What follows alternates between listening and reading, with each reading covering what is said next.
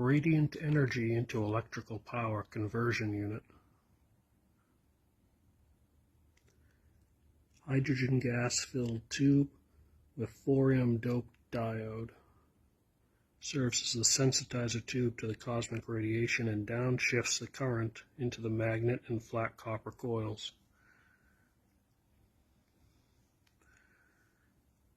Regular copper coils here. The white wire that's insulated connects directly to the tube. Wrapped around one of them, it oscillates these units. And there's another magnet here, 4 coils on it.